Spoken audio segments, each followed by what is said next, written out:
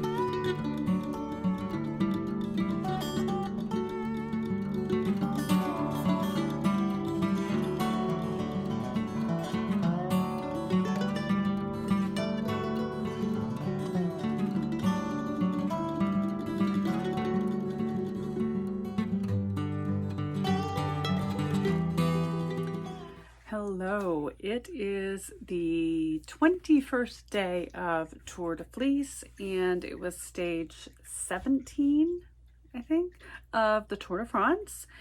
And I can't believe we've only got 3 days left. It is crazy that we are this close to the finale. Today's race was incredible. Several attacks by Pogačar. He really fought hard to get up there and stay with Vingegaard and Wout van Aert. Everybody was just like incredibly strong, but you can definitely see that the fatigue is starting to set in, that these grueling, like today there was a lot of hill climbs, so you can tell that that's really starting to wear on a lot of the leaders. Many times the leaders or the folks that the team kind of puts in position to be in contention for winning the tour are more sprinters. They want them to be able to attack at the very end of the race and be able to take the win. So these climbs are really, really hard. Wout van Aert really seems to be a well-rounded. He can kind of do everything. I heard one of the commentators call him the Incredible Hulk because he's worn green the entire Tour de France. So it's just crazy how hard these racers are working to win the Tour de France as individuals and as teammates. The teams are, it's definitely not an individual sport. It is a team event. And Pogačar, unfortunately, has lost all but 3 teammates. There's 4 total on the team left. So half his team is now out of the race, which is just heartbreaking. And it's going to make it very difficult for him to really put himself in contention for a tour win. However, he's not given up. His interview today, he said he still thinks, he could do it. He's not giving up hope. So, I certainly wish him the very, very best. Vingegaard also has kind of won a place in my heart. He has really fought to keep the yellow jersey. He's now also taken the polka dot jersey because he did take enough points in the hill climbs to take that jersey from Goshki. So he is a multi-jersey wearing fellow. It was an incredible race. Vingegaard did pull out the win at the end. But I have to tell you, what a gentleman, what a amazing opponent. there was one point where I believe they were coming from, it was on a descent from one of the hill climbs where the gravel was loose. They were coming down at speed and there was quite a few twists and turns. And at one point, Vingegaard kind of lost his edge a little bit. He was able to recover quite quickly and was fine. But on another one of those curves, Pogačar actually wiped out. He crashed and terrible road rash on his left thigh, and he got up, got right back on his bike and was going, and Vingegaard waited for him. He stopped, and not stopped, but I mean he slowed way down, and he waited for Pogačar to catch back up with them. And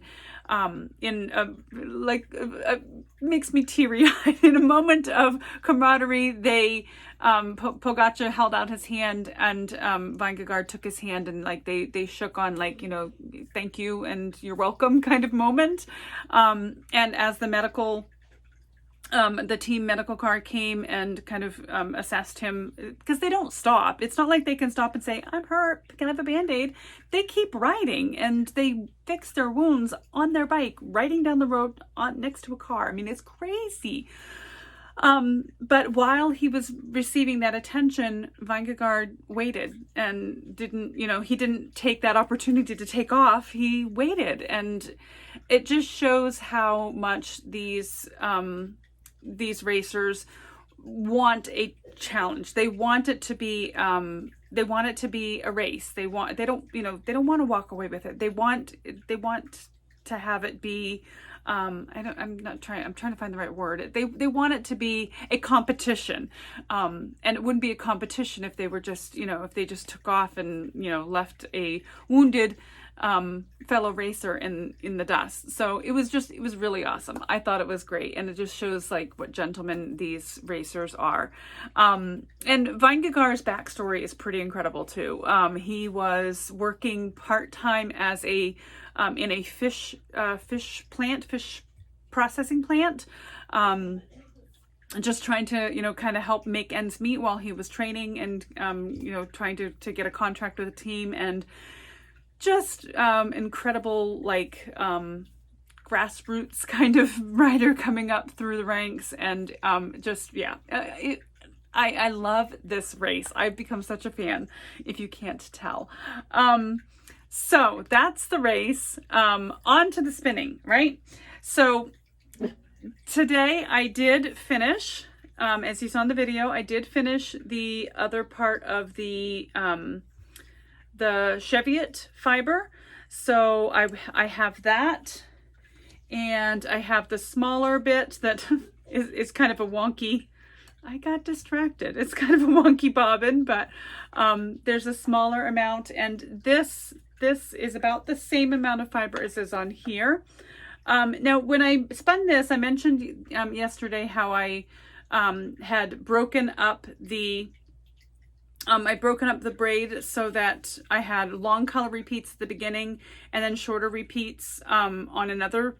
I was going to do a second bobbin, but I actually ended up just spinning it onto this bobbin. And the reason I did it that way is I didn't want to have two bobbins where I'd end up with a wee bit left over, like I did with this. Like I had to chain ply what was left over on one bobbin from the lavender, and I didn't want that on this. I wanted to have it all be plied together. So I will pull this off on a center pull ball and then ply it on itself so that I get the maximum amount of that fiber.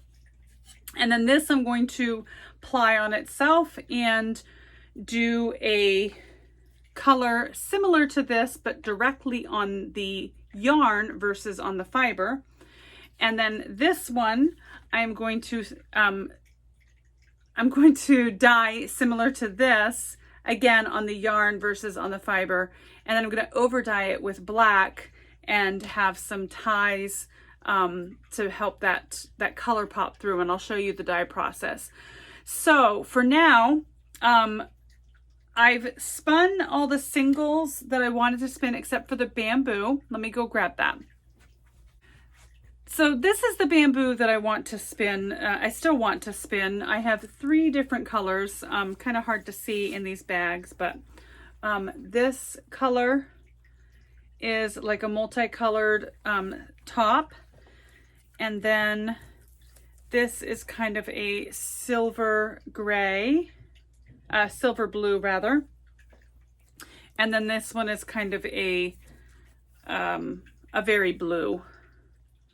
So those I'm going to spin on the Eel Wheel Nano, and the reason is the Eel Wheel Nano it's an electric wheel, so it has consistent speed, and I've never spun bamboo before. I've spun silk. I'm assuming that bamboo is very similar and a spin from the fold would be best.